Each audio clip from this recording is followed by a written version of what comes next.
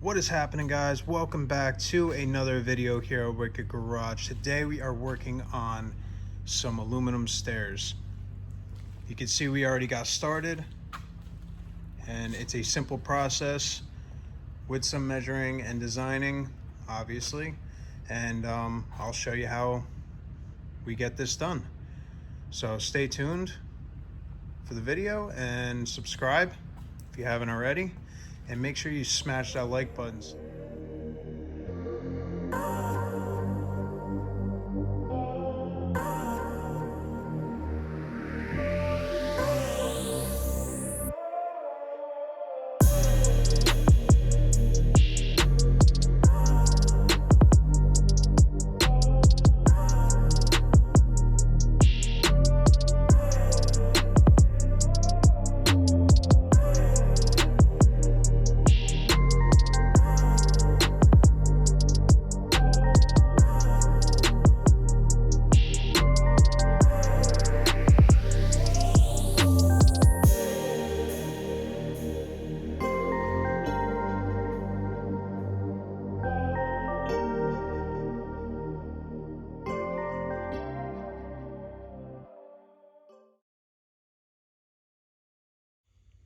All right, guys, as you can see, we got the first set, which is the bigger set of stairs, tacked all together just to get it together, square it up, make sure everything looks good.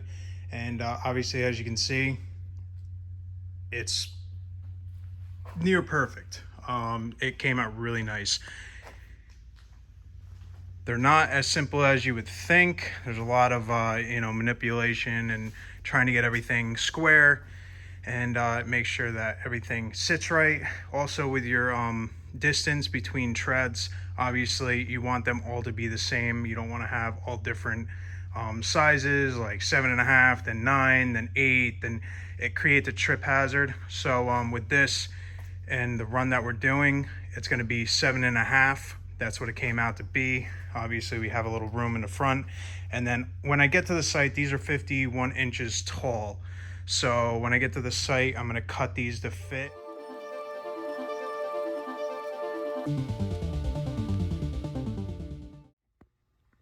All right, guys, as you can see, we are working on the second stair. We have a 5-step, and then this is the smaller one, which is a 4-step. Same with this. We will be cutting this on site to the size and then bracketing it to the concrete. And then obviously we will have a plate running on the back of this so that we can attach it to the C channel, which attaches to the bridge C channel. It's a little bit easier when you get everything figured out on the first one and then you move to the second one. This is the same thing, 7.5 inches from the top of the tread to the top of the tread. So it's all the same until the last step. That's going to be whatever essentially it's going to be. Other than that, we just have to put on the other side and then make sure everything lines up with the measurements and it's to the height that I need. And then, like I said, if it's over, that's fine. We can cut off the bottom. We have plenty of room down there, and we'll do that on site. So let's continue working.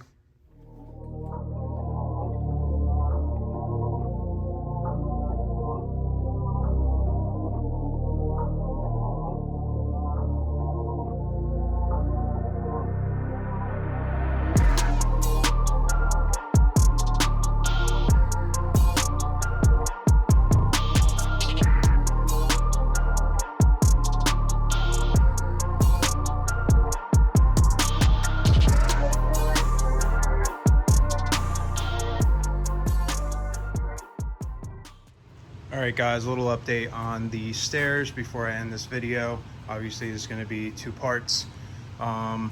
We have these stairs, all the mounts are drilled. You can see we have them sort of offset. This is where the square stock's going up.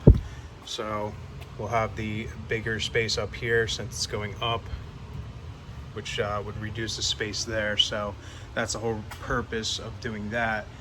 But everything's drilled out, everything's good, all the mounts are numbered, we don't have to worry about that. So what we'll do is we'll bolt those on, and then we'll get the square stock finished so that we can do that. I have to cut out another piece, sort of messed around with a piece on here. For the handrail, we're overkilling it.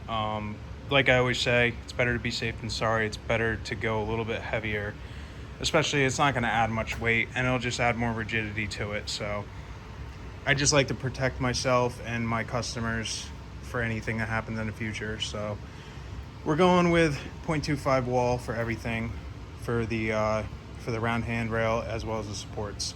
So what we have to do, because we're putting round rail on top of this, we have to actually V this out. So we're going to V out both sides, and then what that'll do is create a little nook for that to sit, for the radius to sit into, and for me to weld it together and have no problem penetrating and everything, or any huge gaps that I have to worry about. So we'll have to do that before, and then we will throw these on after we bolt on all those brackets so that those are standing up. We'll put the handrails, which are patiently waiting right over there, and once those are all tacked up and good, we'll fully weld them out. And then we also have to we have to cut extra ones once we know the width between the handrails, or the final width, and we'll put one in between each handrail going up. So there'll be 2 handrails going up on both of them, on both sides. But other than that, it's pretty self-explanatory on how to build a handrail, but you will see a lot more going on in the next video. Just want to say thank you for watching the video. Thank you for supporting the channel. If you are interested in subscribing, consider hitting that subscribe button, and like the video so that we can get more people in here and watch it.